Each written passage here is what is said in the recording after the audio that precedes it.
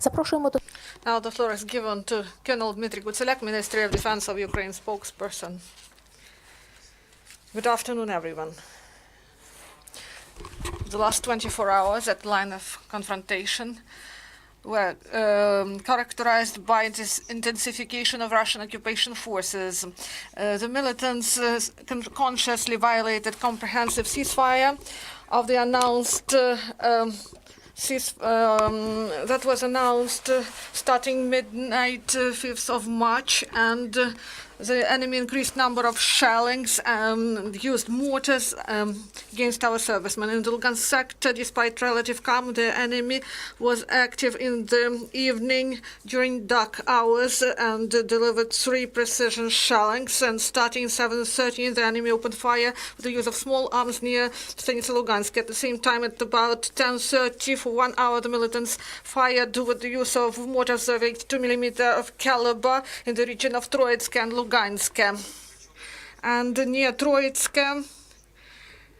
enemy also shelled with the use of anti-aircraft systems, the U-23-2.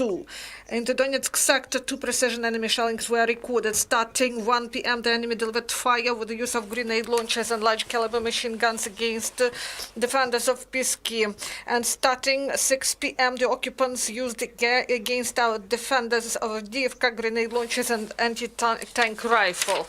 On the whole, in the region of operation of deterrence and repel of Russian armed aggression, 5 precision enemy shellings were recorded. At that, the militants of Russian occupation forces launched at our defense positions about 20 mines using mortars of 82mm of caliber. Ukrainian servicemen didn't return fire.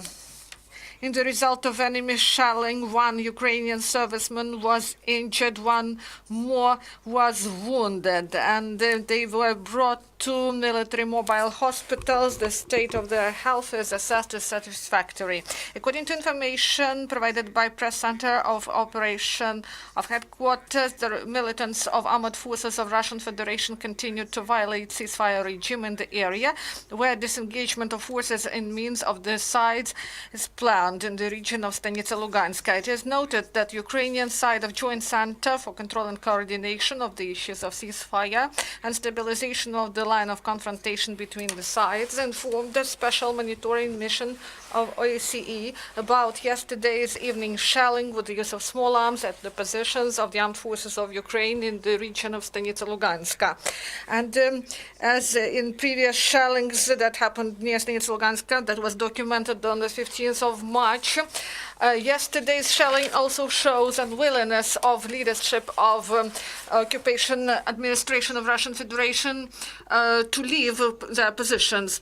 For their own part, units of the armed forces of Ukraine are ready to withdraw forces and means in the disengagement area in Stanitsa Luganska as a mirror action under condition that the opposing side strictly adheres to the requirement of framework decision of the Trilateral Contact Group. According to information provided by the main intelligence department of the Ministry of Defense of Ukraine, Russian Federation tries to deceive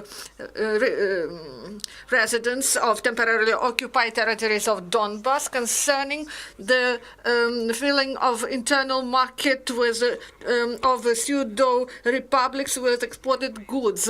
And during February-March this year, Russian enterprises of different forms of ownership that deliver pharmaceutical goods in temporarily occupied territories of Donbass and Lugansk Oblast significantly replaced assortment of medicines of Russian products with products of other countries. As they say, at the same time, real exporters of medicines to temporarily occupied territories of Donbass are still those Russian suppliers who created conditions for getting hidden super profits. And Russian occupation administration imitates this allegedly successful foreign economic activity. Do you have questions? No questions? Thank you.